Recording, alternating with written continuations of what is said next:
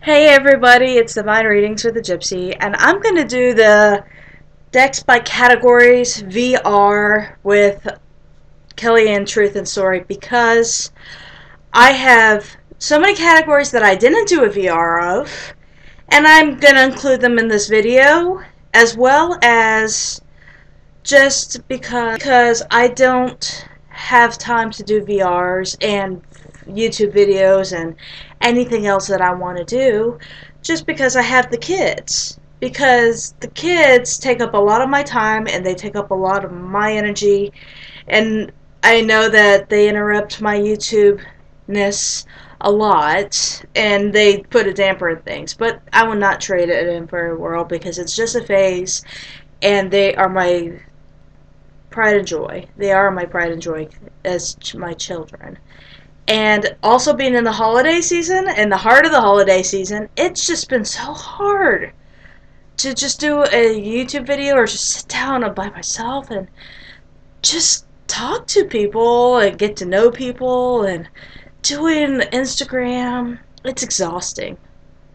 That is a full-time job, let alone trying to raise kids and trying to entertain families and be a little angel for the family members. You know how it is. So here's my VR to Kellyanne Truth and Story by Tarot Decks by Categories, and I hope I'm starting a trend because I am excited to watch other people's VRs too.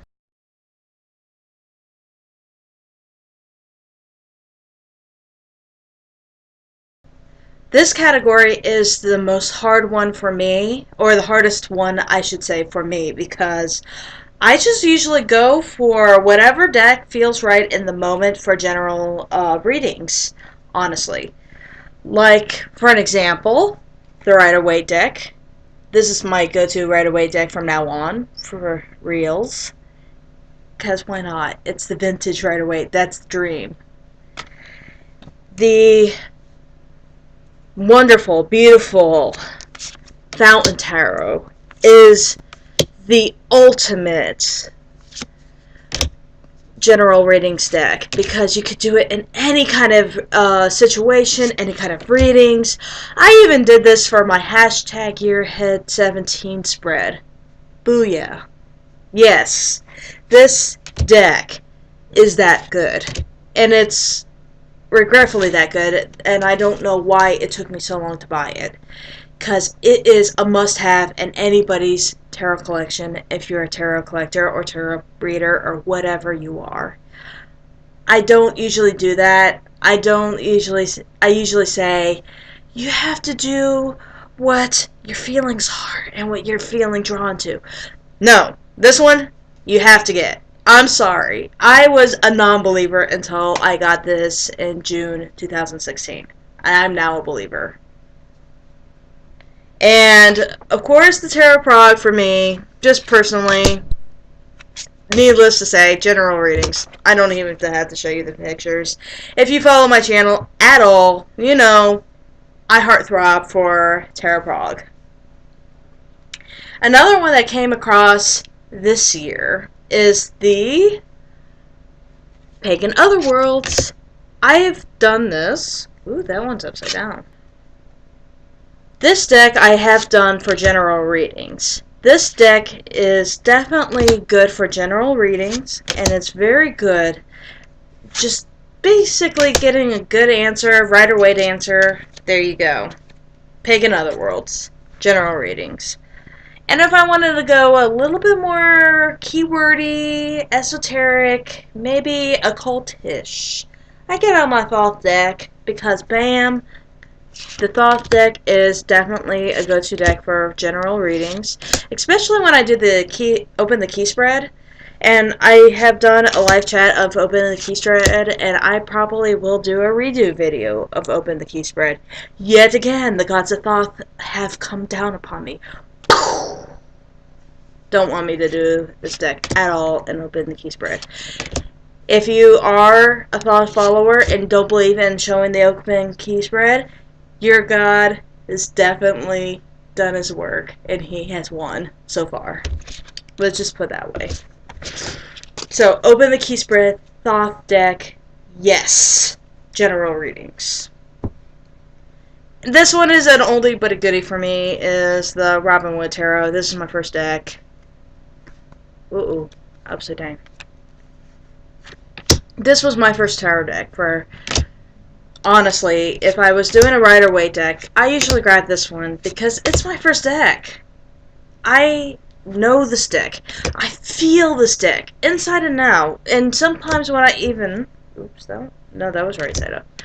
Even when I do my other tarot decks, I think of this image when I do my other readings.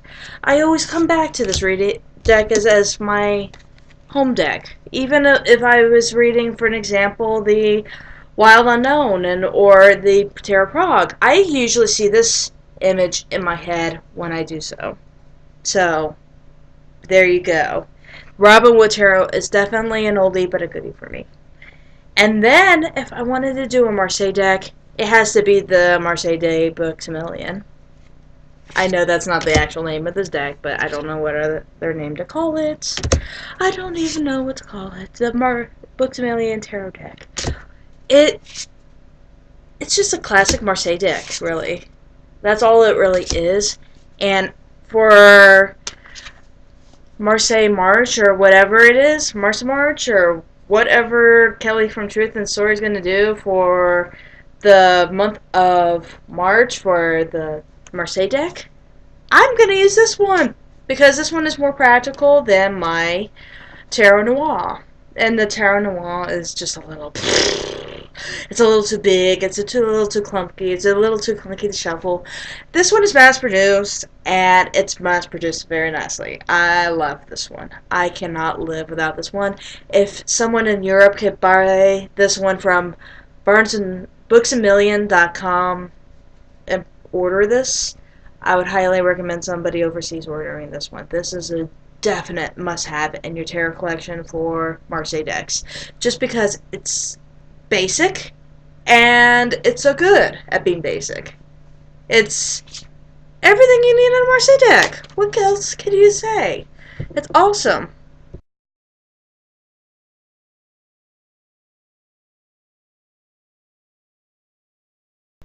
Okay, this tarot category is a toughie, but a goodie. So since I am starting getting into repeat decks, I'm not going to spend too much time on the topic.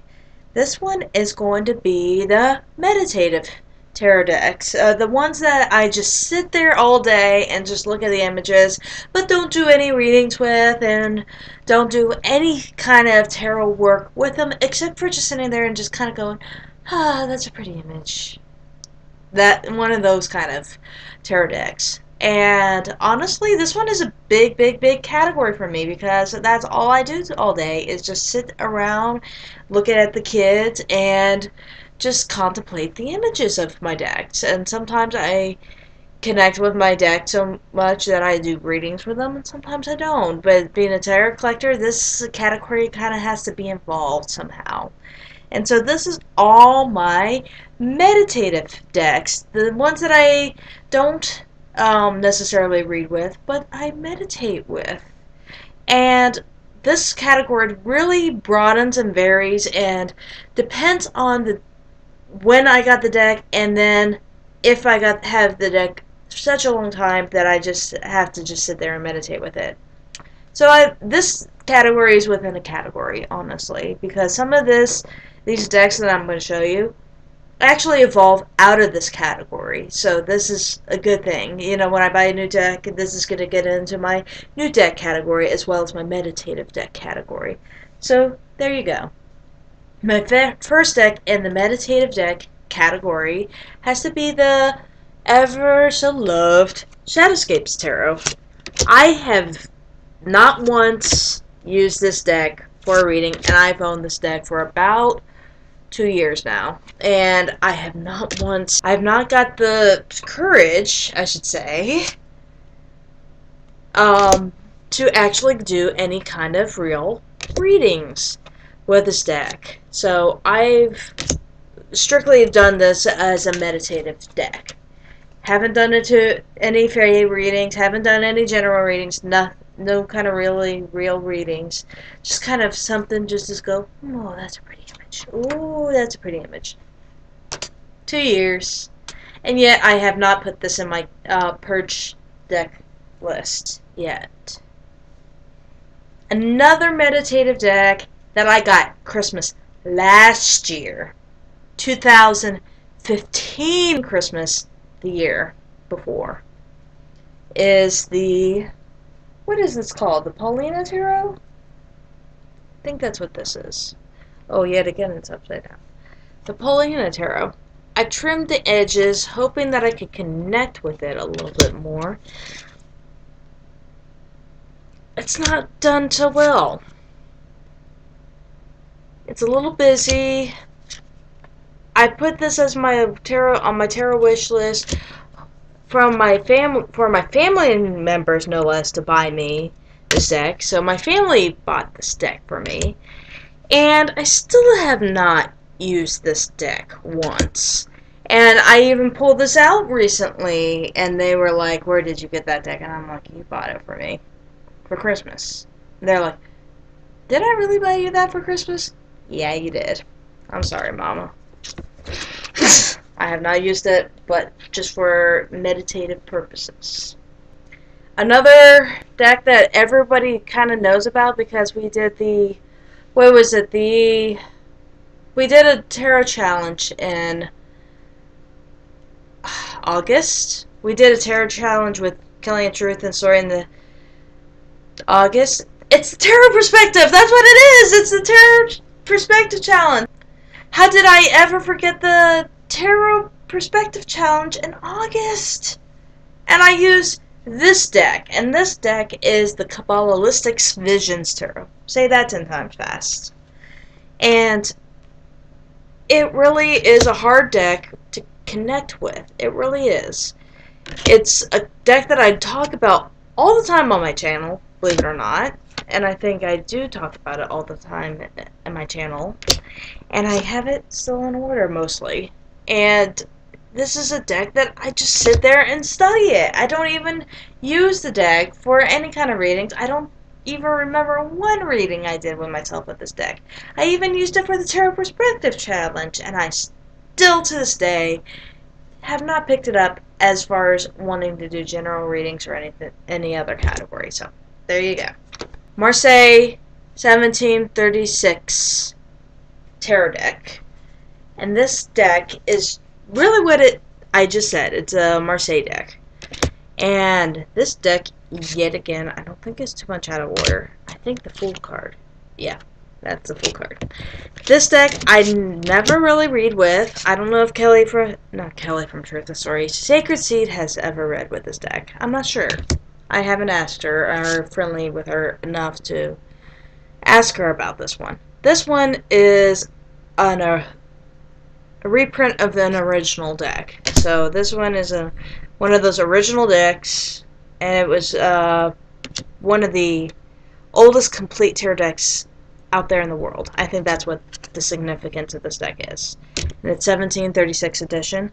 I have not used it for any kind of readings, except for study purposes of meditating and getting to know this deck that way.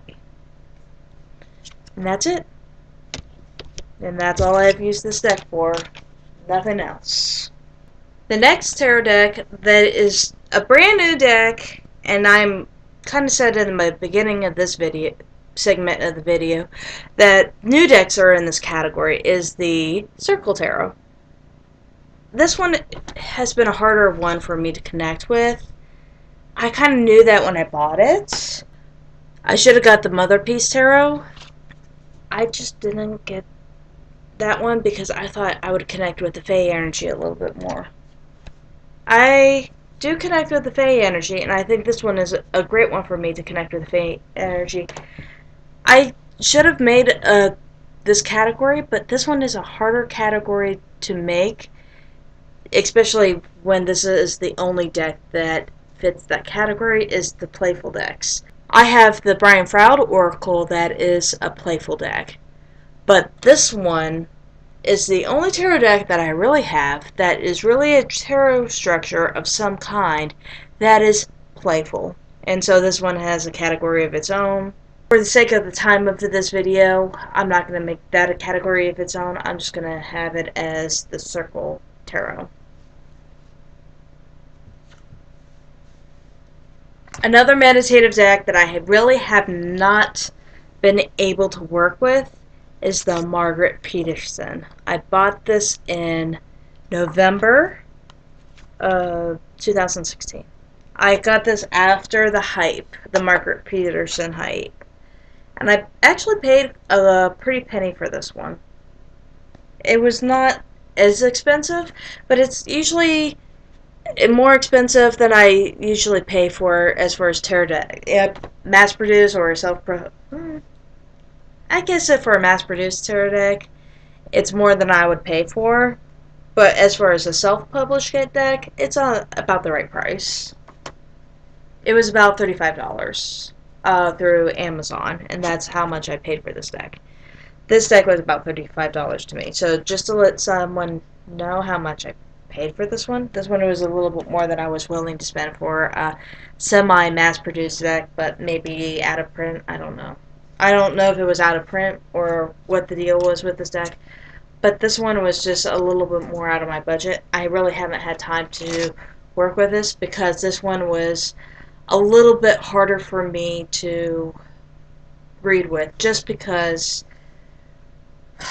this is a deck that you know when you energetically feel like a deck is going to be a hard one. This one isn't. This one I could already tell by its energy and what it says to me that this one's going to be a hard one. And I have a hard time reading hard decks at the moment just because of my daughter Judith and other things that soul gut punching things at the moment. I just can't read a hard one right now. Another deck that has been a meditative deck, but I've been trying to break the mold of being a meditative deck, is the Prisma Visions Tarot. This one is just a beautiful deck all around. I just have not been able to read with it. So, meditative deck, yes. I've done a few readings with it, but the only readings I do with it is in combination with the Morgan Tarot. I only use the Morgan Tarot with this deck. I've never used this deck without the Morgan Tarot. It's like a hand and glove. For whatever reason, energetically, it's always been hand and glove with this deck. I can't read that deck without it being either a meditative deck or with the Morgan Tarot right not too far behind. Another deck that has been a very meditative deck just because it's new is the it's upside down, is the Mythical Creatures Tarot by Baba Studios. I just have not had this deck long enough. It's a simple answer as just not having a deck long enough. It's nothing to do with the deck, it's just I haven't had it long enough. I haven't had a relationship with it yet. And even the relationship I do have with it, I only want it for specific situations, and that specific situations is going to come up in the following categories. So there you go. The next tarot deck I have is the Tabla Mundi. Just because I didn't have it long enough either. I just got it this Christmas. And this deck has only been in my hand since Christmas, even though I bought it in October for Christmas. There you go. So, I haven't had this deck for a very long time. I actually have used it just to draw cards and stuff on Instagram. It's actually, the voice is kind of different than other decks I've ever used. It's not the Thoth, but it's not Rider-Waite-Smith either. I haven't decided what its voice is yet. And the voice is kind of subtle. And I haven't decided what it wants to say. And how is it being said. I don't know yet. We'll see. The next one that I was sad to say that is a meditative deck, even though I really wanted it to be a reading deck, was the Star Child Tarot. I love Star Child Tarot. It's actually a better Marseille deck, or a deck that is a kind of a numerological structure, or a Marseille structure kind of reading, than it is a Rider-Waite structure or a Thoth structure. It's its own structure, and it's more of a Marseille kind of structure just because it's a Pippish structure. It's a Pippy deck, and it's a Pippy structure. And it has its own unique voice, and it has its own unique message, and it has its own unique everything else you could imagine under the sun. Oh, I love this deck. This deck I would love to do guided meditation with this deck, or even sexy, so sexy. Guided meditations or astro projection with this deck. Oh my god, it's wrong to have a deck this pretty. It is definitely wrong to have this deck this pretty. Oh my god. I just could go through this deck all day. And this is one of those decks that came to me in the end of 2016, and I do not regret one day. I had deck envy over this for a long time. I actually wanted the first edition, but couldn't get the first edition. And I will do a deck review later on just on that alone. And that's that meditative category.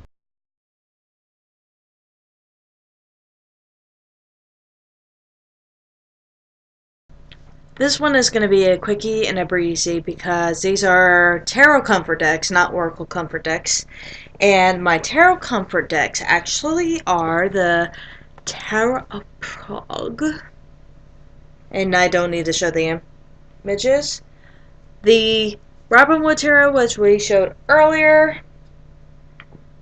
Of course, the Rider-Waite Smith is a comfort deck. Oldie but a goodie. The Japri Tarot, which I forgot about in my general readings deck, but is a deck that I really used a lot in the beginning of 2016 and actually used it as my go-to deck for a long time, is that Japri Tarot and its beautiful images. And everybody knows about that one. And the Thoth is a comfort deck for me because of astrology. It's alchemical. It's just the fact that you could dive in deep and you can use this as a study deck for years and years to come. And you would never finish your lifetime not studying this deck. Also, one more comfort deck as a deck that we already talked about is the Fountain Tarot. And those are my comfort decks as far as go-to comfort decks.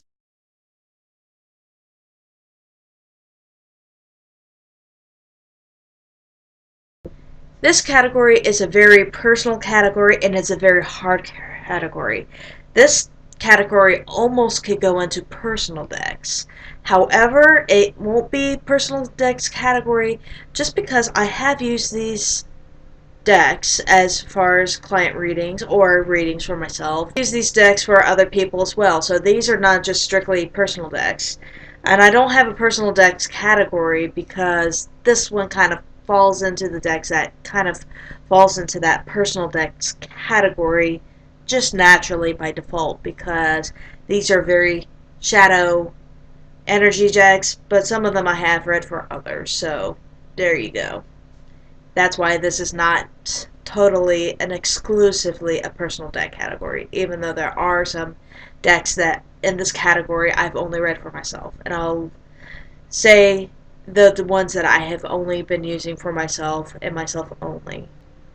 The Mythical Creatures Tarot has definitely fallen into this category of shadow. It's not been a deck I've read for anybody else. It's just been myself. Readings that I have read for myself with this deck has been very personal and very shadow worky. And it's not a deck I think I would be reading for anybody else anytime soon. And I don't know if I would read with anybody else, even with the colored edition. I'm not sure until that colored edition is in my hands. But this edition of this deck, I definitely know this is not going to be read for anybody else. I think this one is going to be very, very personal deck. It's already talking like it's a very personal deck. Another deck that has been very shadow worky, but it's a deck that I have read for other people, is the Rorik Tarot. It's definitely a deck that, oh my god, it speaks about shadow. It speaks about romance. It speaks about the things that you really, it's kind of ouchy. This deck is an ouchy deck. And it's definitely a deck that goes, right there in the guts. And it talks about shadow works, and it really talks about the romance. It really tells you about things that not all the time you really want to talk about. Look at how I etched that. It's in bronze. It doesn't show very well on my laptop, but it's actually a very beautiful color for this deck. But this is definitely a deck that I have not, a deck that I really have been working in the shadow, and it's definitely one of those ouchie decks. Ugh. 2016 ouchie deck. Another deck that has been a shadow deck, but this one is kind of a shadow deck for different reasons, is the Thoth deck. And the Thoth deck has definitely been a shadow deck because I don't know if it's the occultness of the deck, vibe of the deck. I don't know if it's the associations with the deck. I don't know what it is about this deck. I have read this for others, and when I do general readings, it is a very shadow worky general readings deck. It's not just been just any kind of general readings. It's in the shadow work general readings, especially for the open at the key spread. It does really accentuate the shadow. It's like shadow revealed. It's a very hard deck sometimes. I love the Thoth though. It's a classic. It's like a Rider-Waite classic for sure. Another deck that I have only used in Shadow, and this one will be a surprise for many of you that this one is a shadow work for me, not for anybody else, but it's the Wild Unknown Tarot. The Wild Unknown Tarot is a shadow work deck. And I don't know why. I don't think for other people it's been a shadow work deck, but for me, for sure, it's been a shadow work deck. I don't know what it is. It's a very personal deck. I don't feel like reading it for others, and when I do read it for myself, it's like, a shadow. I don't know if it's the colors either. I don't know what it is about this deck, but this deck does not want to read in color for me, so to speak. It's definitely been a very personal deck, and it's very shadow worky for me. And I don't know why. It's not like it's a scary imagery or anything like that. It's just very personal. And that, I guess that's what I'm talking about, shadow worky. It's not even just about the shadow, it's the fact that it's shadow and it's personal all in the same time. It's like, wow. This was one that I know Kelly from Truth and Story doesn't like, but I have to show it, is the Phantasmagoria. Vampire Tarot by Ian Fleming, or the Tarot Vampires by Ian Fleming. Ooh, it's upside down. Why is that one upside down? Just that one upside down? Yeah, that one's upside down. Full card was upside down. But yeah, this is a very shadow worky deck. And I don't need to explain why. It's a shadow worky deck. And I've only been working this one by myself.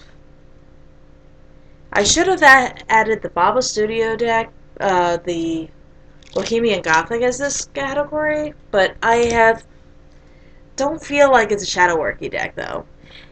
I do feel the Baba Studio Bohemian Gothic is a very shadow worky deck, but I don't feel like it fits in this category for whatever reason. I don't know why. But this is definitely a shadow worky deck for me. The Mary L. Tarot for show. It's a shadow deck of all shadow decks. Oh my god. This is my favorite image of this deck. This is the shadow deck of shadow decks. Oh my goodness. Ugh, I love this card. This is my astrology card. It's definitely a card to remember. Oh, it's so gorgeous. It really hits you. This deck really hits you to the core. I know it's glossy, and I'm sorry about the glare. Oh, definitely beautiful deck. I have read this for others, so this is not an exclusive personal deck, but my god, is it a shadow work deck or a workhorse deck or what?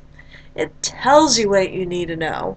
It's like, this is what it is, and I'm telling it to you. And I don't care if you are offended or not. Love it. I need a moment. This one is one that I'm in progress of making my video for. I actually need to finalize it. It is my Royal Dark Tarot. I'm not going to show too many images of this deck. I'm only going to show you 2 images because these first 2 images are the safe images. This is a very personal deck because I have not really announced this on YouTube yet, but I am a bisexual, and this deck is definitely some healing work that I use for that side of myself. And I don't really express it on YouTube because I don't want to get into the conversation of why I'm married to a man and all that stuff. I don't need to get into that conversation with somebody or a complete stranger because it's not really any of their business. And so it is definitely a healing deck for me, and that's why I have that one in this category. And that's all my shadow worky decks and personal decks. I probably should put that in the description.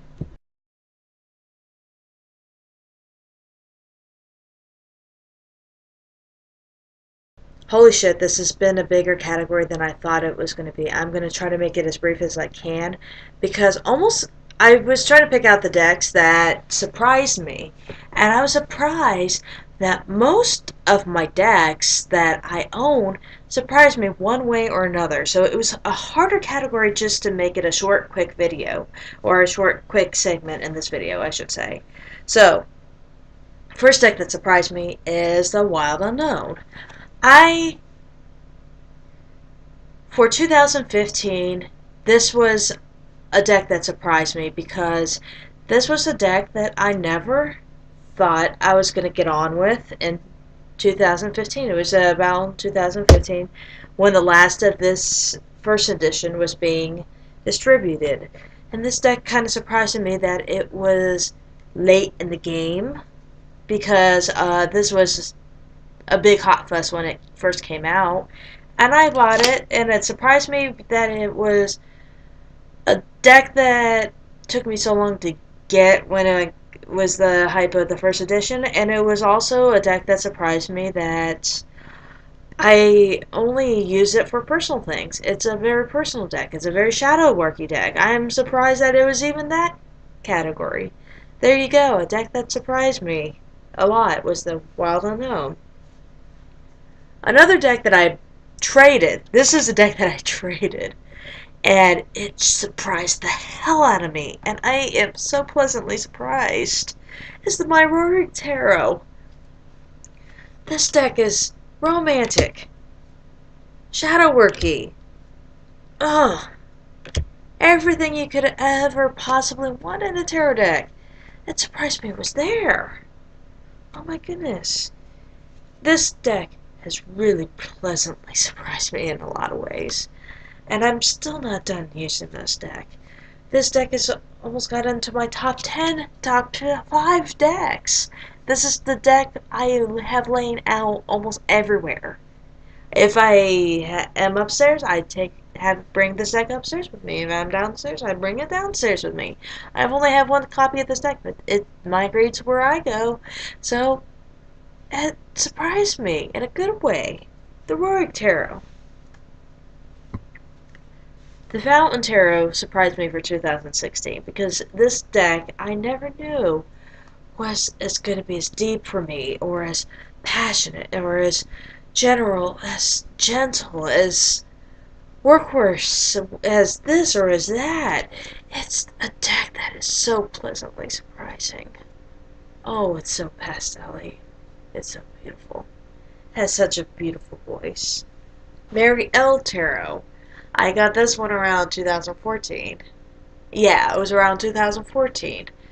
This deck surprised me that I use it.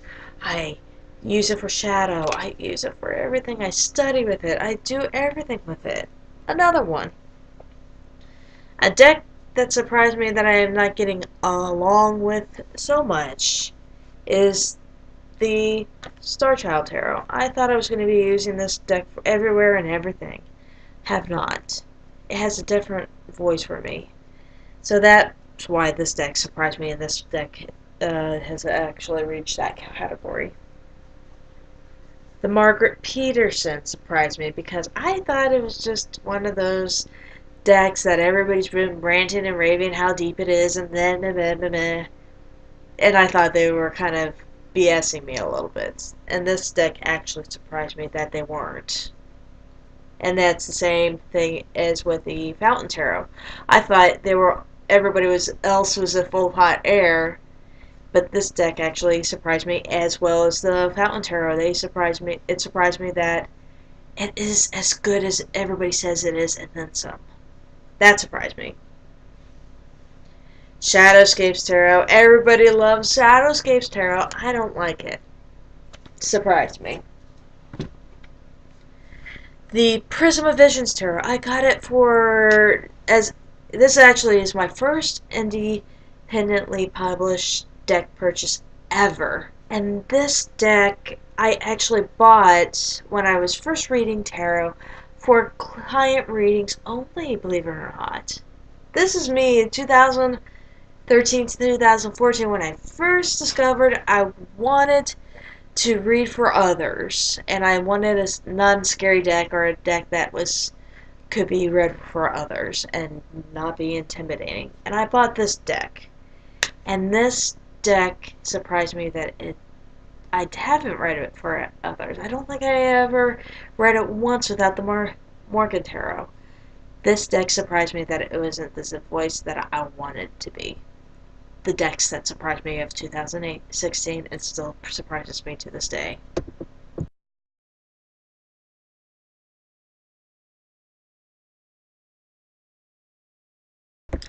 This category is actually a category that I've been wanting to do forever, and I think this is the best grand finale for this video ever, is the Universal Decks.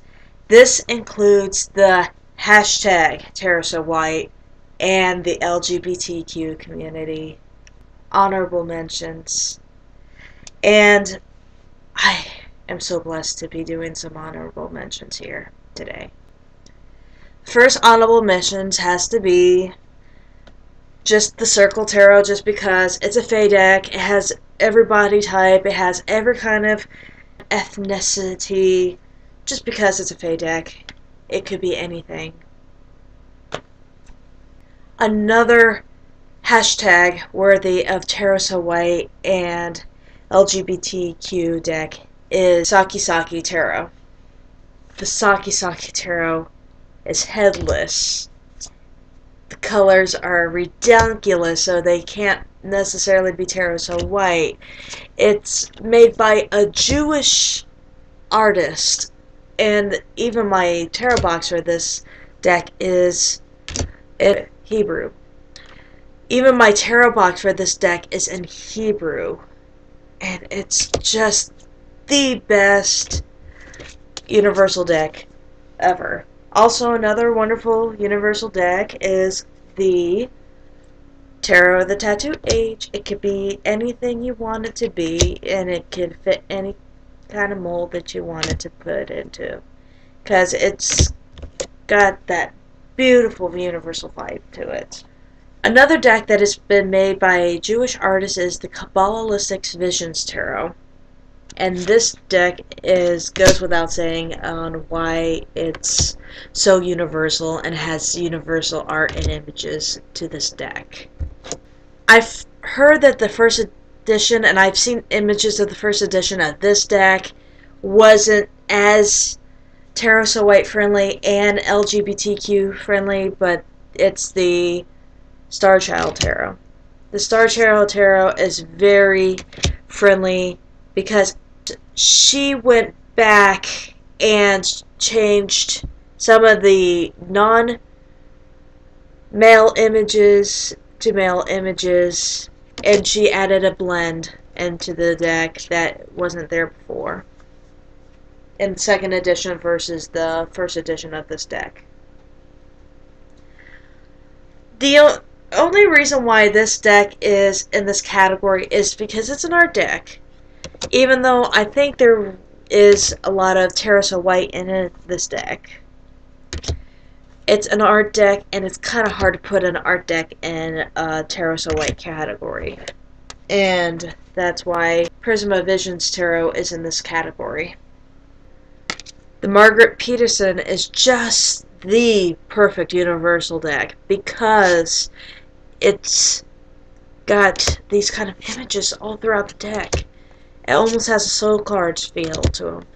I almost want to feel this deck with Oracle energy versus Tarot energy. And it's just the perfect LGBTQ deck slash Tarot So White energy. Goes without saying. Goes without saying. Mary L. Goes without saying. One of the best decks ever for many different reasons. Another one that is hard to pigeonhole is the Japri Tarot. Or the Jeopardy, or is the Japri? I call it Japri, but potato. It's a hard one to pigeonhole. So there you go. Just because this is an animal tarot deck, and it's one of the only animal tarot decks I have, is the Wild Unknown. It's very good for many different levels and for many different reasons. And it can't offend anybody except for some of the maybe vegan-esque people. Who knows? This deck was made by a couple, and they are part of the LGBTQ community. It's the Fountain Tarot. Wonderful. Just absolutely wonderful. Another one, the Mythical Creatures Tarot by Baba Studios. Wonderful. Stay sexy, my friend. I have other tarot decks and stuff like that could have gone in this category, but they're a little Tarot So White, and they're not necessarily LGBTQ friendly either. This category was trying to be strictly LGBTQ slash Tarot So White. It's the universal decks. Goes without saying. That's all my categories today, and I'm going to try to fit it all in this one video, and it's going to be a biscuit monkey to download. And I hope you enjoyed it, because this was my VR to Kelly and Truth and Stories deck by categories. And you all have a beautiful day.